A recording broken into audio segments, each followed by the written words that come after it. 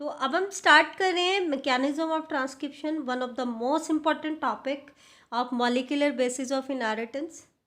तो इसमें मैकेनिज्म में हम दो अलग अलग ऑर्गेनिज्म का मैकेनिज्म पढ़ेंगे, क्योंकि एग्ज़ाम्स में कई बार इनमें कंपैरिजन आ जाता है, कई बार अलग अलग भी पूछ लेते हैं कि प्रोकैरियोटिक ट्रांसक्रिप्शन का मैकेनिज्म लिखें, यूकैरियोटिक ट्रांसक्रिप्शन का मैकेनिज्म लिखें। तो अलग अलग भी आ जाता है और साथ साथ भी आता है।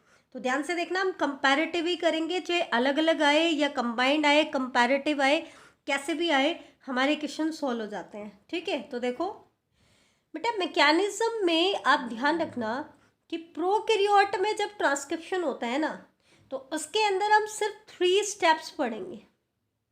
और वो 3 स्टेप्स कौन कौन से हैं? पहला स्टेप है इनिशिएशन, सबसे पहले इनिशिएशन होगा। सेकंड स्टेप होगा इलोंगेशन, जैसा कि हमने रेप्लिकेशन में भी पढ़ा था, इनिशिएशन उसके बाद इलोंगेशन। थर्ड स्टेप होगा इसके केस में टर्मिनेशन। यहाँ पर टर्मिनेशन स्टेप क्यों आ रहा है? क्योंकि एक टाइम में डीएनए का एक छोटा सा पार्ट ही ट्रांसक्राइब होता है, पूरा डीएनए एक साथ ट्रांसक्राइब नहीं होता है, तो उसको हम क्या कहते हैं? टर्मिनेट होना होता है। प्रोमोटर से स्टार्ट होता है, इनिशिएशन होता है, और टर्मिनेटर रीजन पे ट्रांसक्रिप्शन टर्मिनेट हो जाता है। तो प्रोकैरियोट्स में तो ट्रांसक्रिप्शन 3 स्टेजेस में कंप्लीट होता है, लेकिन यूकैरियोटिक ट्रांसक्रिप्शन इसके कंपैरिजन में कॉम्प्लिकेटेड होता है। और उसका कारण क्या है वो हमने स्टडी कर लिया है, क्योंकि यूकैरियोट में 3 डिफरेंट टाइप के आरएनए पॉलीमरेज होते हैं। तो अलग अलग टाइप के आरएनए के ट्रांसक्रिप्शन के लिए अलग अलग टाइप के एंजाइम चाहिए होते हैं। दूसरा एक और डिफरेंस होता है इसमें, क्या कि प्रोकैरियोट में जो टर्मिनेशन होता है, इससे जो आरएनए बनेगा वो मैच्योर आरएनए होगा, वो फंक्शनल आरएनए होगा। तो उसको प्रोसेस करने की ज़रूरत नहीं है, क्योंकि वो ऑलरेडी मैच्योर है। लेकिन बेटा यूकैरियोट में क्या होता है? टर्मिनेशन से 3 स्टेप तो आपके यही होंगे, इनिशिएशन, एलोंगेशन एंड टर्मिनेशन। लेकिन इनके केस में क्या होता है? टर्मिनेशन से जो आरएनए बनता है वो प्री मैच्योर आरएनए होता है, वो फंक्शनल नहीं होता है, क्योंकि इनके केस में एक्सोन के साथ साथ एंट्रोन सीक्वेंस भी होती हैं। ये हम ऑलरेडी डिस्कस कर चुके हैं कि एक्सोन के साथ साथ क्या होती है? एंट्रोन सीक्वेंस भी प्रेजेंट होती हैं। स्प्लिट जीन अरेंजमेंट होती है बेटा इनके केस में। इसलिए हमने क्या कहा था कि इनके केस में एक और एडिशनल स्टेप चाहिएगा, और वो एडिशनल स्टेप क्या होगा बच्चे? That is post transcriptional modification.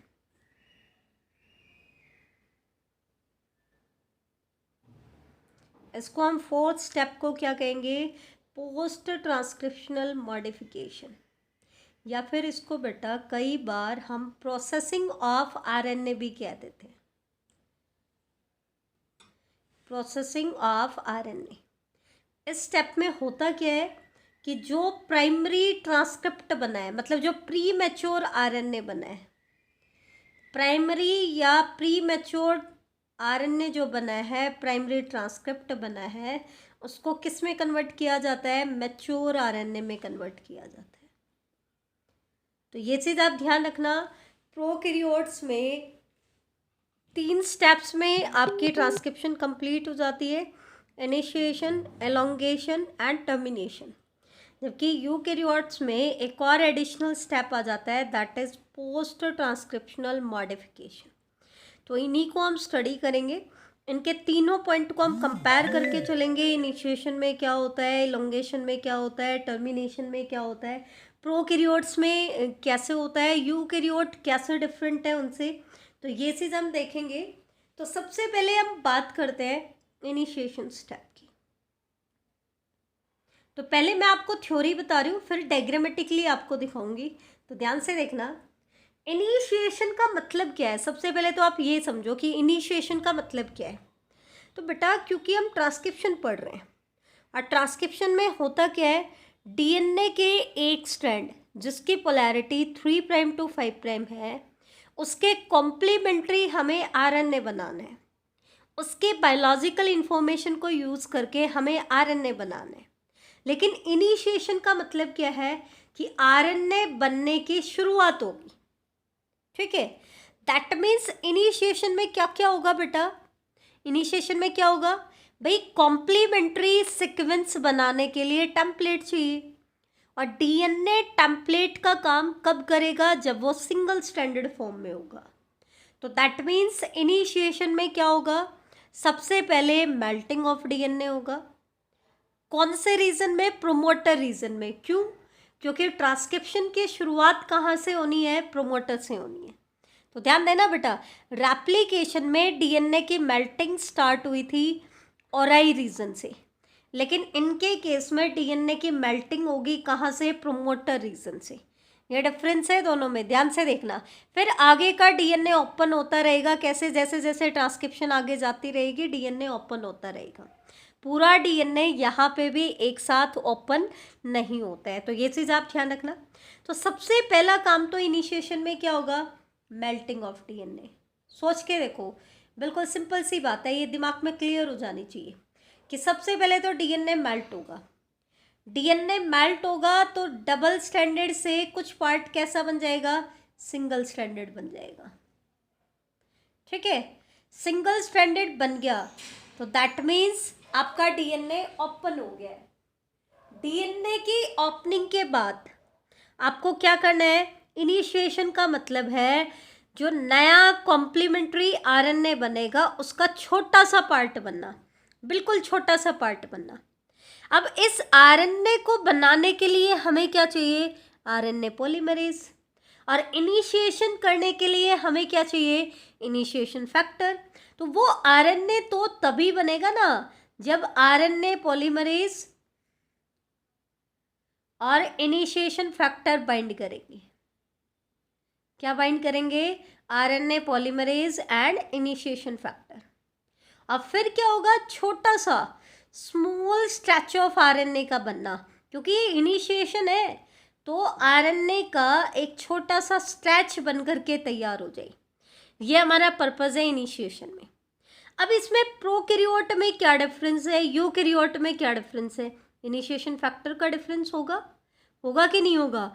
क्योंकि हमने कहा था इनिशिएशन फैक्टर प्रोकैरियोट में तो क्या होता है, सिग्मा फैक्टर, और यूकैरियोट में इनिशिएशन फैक्टर कोई और फैक्टर होता है। हमने बताया था, क्योंकि उनके केस में सिग्मा फैक्टर क्या होता है, एब्सेंट होता है। तो इन्हीं स्टेप को सबसे पहले हम इनिशिएशन में देखते हैं कि क्या होगा, और डीएनए की मेल्टिंग कौन कराएगा वो भी हमें देखनी है। तो सबसे पहले क्या होता है, इसमें ध्यान देना, प्रोकैरियोट में सबसे पहले आरएनए पॉलीमरेज करा आता है, और आरएनए पॉलीमरेज डीएनए की ओपनिंग करता है, ओपनिंग ऑफ हेलिक्स। और वो किसको ढूंढेगा, प्रोमोटर को ढूंढेगा, ठीक है। अब प्रोमोटर को कौन ढूंढ सकता है, इनिशिएशन फैक्टर, ठीक है, सिग्मा फैक्टर। तो ध्यान देना, आरएनए पॉलीमरेज सबसे पहले आया, उसने हेलिक्स की ओपनिंग कराई। इसके बाद क्या करेगा, सेकंड स्टेप में ये आरएनए पॉलीमरेज ट्रांजिएंटली एसोसिएट होगा। ट्रांजिएंट एसोसिएशन तो होती है इनकी इनिशिएशन फैक्टर के साथ, तो ये ट्रांजिएंटली एसोसिएट होगा किसके साथ, क्योंकि प्रोकैरियोट में इनिशिएशन फैक्टर क्या होता है, सिग्मा फैक्टर। लेकिन इसके साथ इसकी एसोसिएशन कैसी होगी बेटा, ट्रांजिएंट एसोसिएशन होगी। कैसी एसोसिएशन होगी, ट्रांजिएंट एसोसिएशन होगी, टेम्परेरी, ठीक है।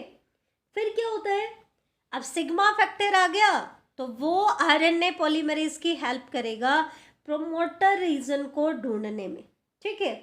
तो आरएनए पॉलीमरेज सिग्मा फैक्टर की हेल्प से क्या कर जाएगा बेटा, अब बाइंड कर जाएगा किसके साथ, प्रोमोटर के साथ।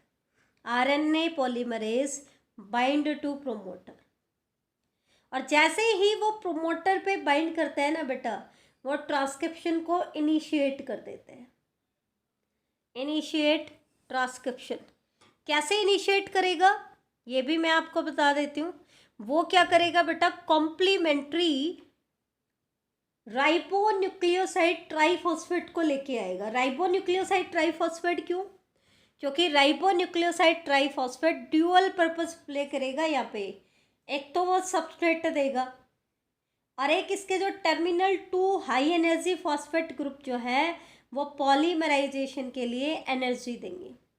तो राइबोन्यूक्लियोसाइड ट्राइफॉस्फेट को कैसे अटैच कराएगा? कॉम्प्लीमेंट्री रूल के अकॉर्डिंग। किसके अकॉर्डिंग अटैच कराएगा? कॉम्प्लीमेंट्री रूल के अकॉर्डिंग। तो ये चीज़ आपको ध्यान रखनी है। दोबारा मैं रिपीट कर रही हूँ, ध्यान से देखना। सबसे पहले प्रोकैरियोट्स में हम बात कर रहे हैं इनिशिएशन स्टेप की।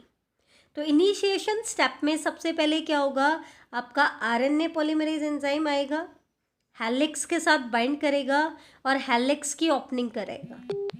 फिर आरएनए पॉलीमरेज ट्रांजिएंटली एसोसिएट होगा सिग्मा फैक्टर के साथ, और जैसे ही वो सिग्मा फैक्टर के साथ एसोसिएट होगा वो क्या करेगा, प्रोमोटर रीजन को रिकॉग्नाइज करेगा, क्योंकि प्रोमोटर वो रीजन है जहाँ से ट्रांसक्रिप्शन की शुरुआत होनी है। तो इन्होंने इस रीजन को रिकॉग्नाइज कर लिया, तो उसके बाद वो ट्रांसक्रिप्शन को क्या करेंगे, इनिशिएट करेंगे। मतलब क्या है, ट्रांसक्रिप्शन को इनिशिएट करने का मतलब क्या है, स्मॉल स्ट्रेच ऑफ आरएनए बन जाएगा, छोटा सा stretch, small stretch of RNA आपका बन करके तैयार हो जाएगा। छोटा सा आरएनए स्ट्रेच बन करके तैयार हो जाएगा, किसके अकॉर्डिंग, कॉम्प्लीमेंट्री रूल के अकॉर्डिंग। और इस स्ट्रेच को बनाने के लिए इन्होंने क्या यूज़ किया है, टेम्पलेट। तो ये जो आरएनए पॉलीमरेज है ये टेम्पलेट डिपेंडेंट मैनर में पॉलीमराइजेशन कराएगा, किसको फॉलो करते हुए, कॉम्प्लीमेंट्री रूल को फॉलो करते हुए। तो ये तो था प्रोकैरियोट में। अब हम देखेंगे कि यूकैरियोट में क्या हुआ, और यूकैरियोटिक इनिशिएशन प्रोकैरियोटिक इनिशिएशन से कैसे डिफर करेगा। तो ध्यान से देखना, वो मैं आपको बता रही हूँ। इसमें भी क्या होगा बेटा, पहला पॉइंट सेम है, आरएनए पॉलीमरेज आएगा और हेलिक्स की ओपनिंग कराएगा, ठीक है। सेकंड स्टेप में क्या है, आरएनए पॉलीमरेज ट्रांजिएंटली एसोसिएट होगा, ट्रांजिएंटली एसोसिएटेड, किसके साथ एसोसिएट करेगा बेटा, इनिशिएशन के लिए क्या चाहिए, इनिशिएशन फैक्टर।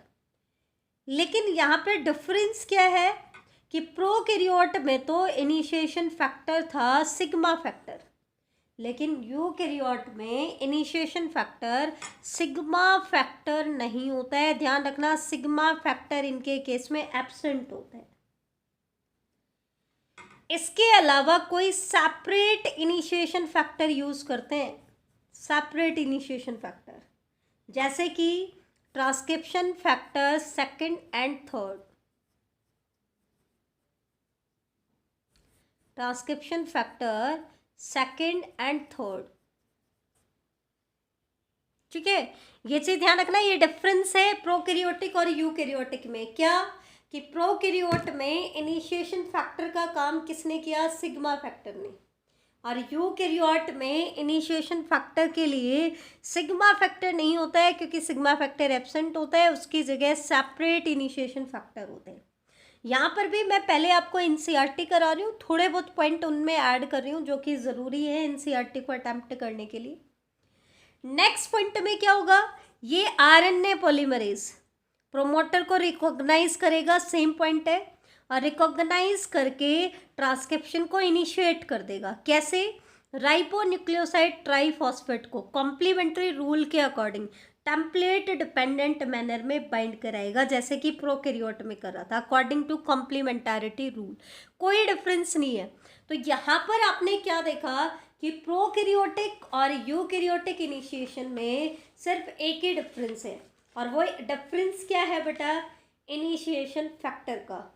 प्रोकैरियोट में इनिशिएशन फैक्टर है आपका सिग्मा फैक्टर, और यूकैरियोट में इनिशिएशन फैक्टर है कोई और सेपरेट फैक्टर, लेकिन सिग्मा फैक्टर नहीं होगा। अब मैं आपको डायग्रामेटिक डिफरेंस दिखा देती हूँ, ध्यान से देखना। इसमें पोलैरिटी का बहुत बड़ा रोल है। मैं सिर्फ आपको इनिशिएशन का डायग्राम कंपेयर करके दिखाऊंगी। सिंपली आप एक डबल स्ट्रैंडेड डीएनए बना दें, हेलिक्स बना दें, ठीक है। आप सिंपली एक डबल स्ट्रैंडेड डीएनए हेलिक्स बना दोगे, ठीक है। इसके बाद आपको क्या करना है, मान लो मैं प्रोमोटर को यहाँ दिखा रही हूँ, क्योंकि बेटा हम प्रोमोटर से स्टार्ट करना है और आगे टर्मिनेटर तक जाना है। तो एक एंड पे आपको प्रोमोटर दिखाना है कि इधर से हम ट्रांसक्रिप्शन शुरू करेंगे। तो आपको क्या दिखाना है, आप आगे की तरफ बढ़ोगे, आगे की तरफ बढ़ोगे मतलब जिस स्टैंड पे आप प्रोमोटर दिखा रहे हो, ये चीज़ इंपॉर्टेंट है, ध्यान से समझना।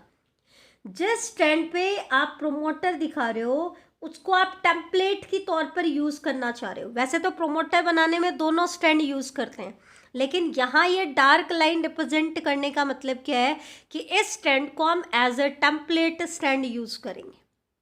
तो जिस स्टैंड को आप as a template stand use करें उसमें ध्यान रखें कि जिस कॉर्नर पे, जिस एंड की तरफ आपने प्रोमोटर को दिखाया है उस तरफ उस स्टैंड का 3 प्राइम एंड होना चाहिए। ध्यान देना, आप इस स्टैंड को प्रोमोटर दिखा रहे हो, दैट मीन्स इस स्टैंड को टेम्पलेट के तौर पर यूज़ करना चाह रहे हो। तो हमने क्या पढ़ा था कि प्रोमोटर की तरफ टेम्पलेट का कौन सा एंड होता है, 3 प्राइम एंड।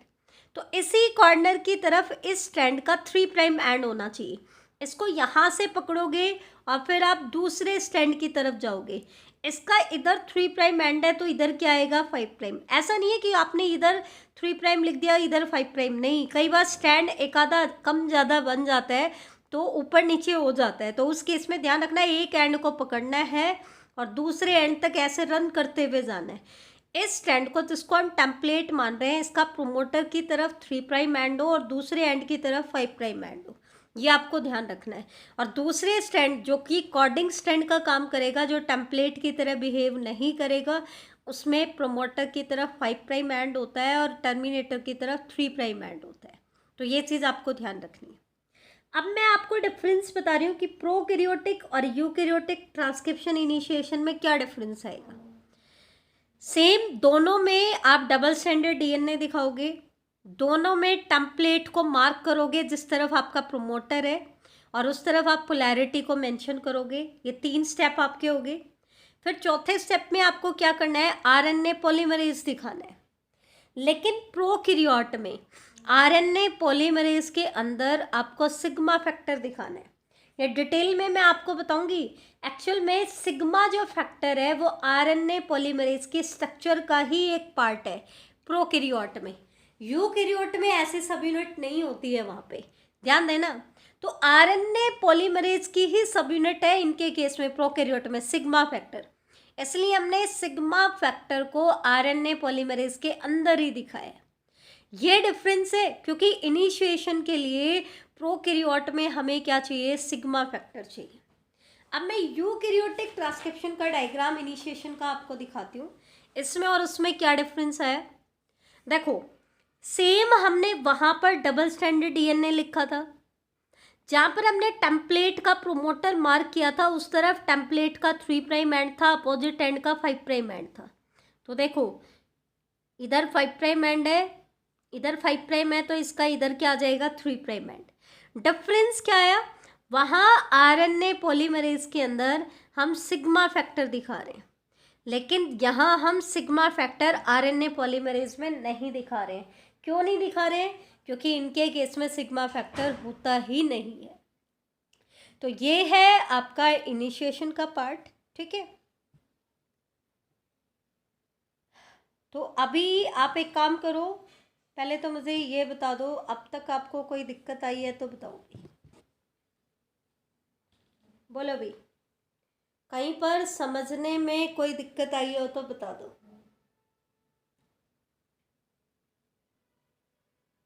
बोलो बेटा, एनी प्रॉब्लम।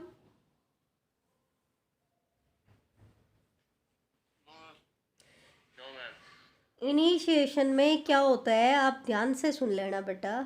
इनिशिएशन में आपके 3 चीज़ें होती हैं। पहला, मेल्टिंग ऑफ डीएनए। दूसरा, आरएनए पॉलीमरेज इनिशिएशन फैक्टर के साथ एसोसिएट होगा। और तीसरा, वो पॉलीमराइजेशन करके छोटा सा आरएनए का स्ट्रेच बनाएगा। 3 स्टेप हैं इसमें, तीनों आपको क्लियर होने चाहिए। तो अभी एक बार फटाफट मैं आपको डिस्कनेक्ट कर रही हूँ, फटाफट दोबारा से रिकनेक्ट हो जाना। अभी 23 बचे हैं, 23 के 23 आए भाई।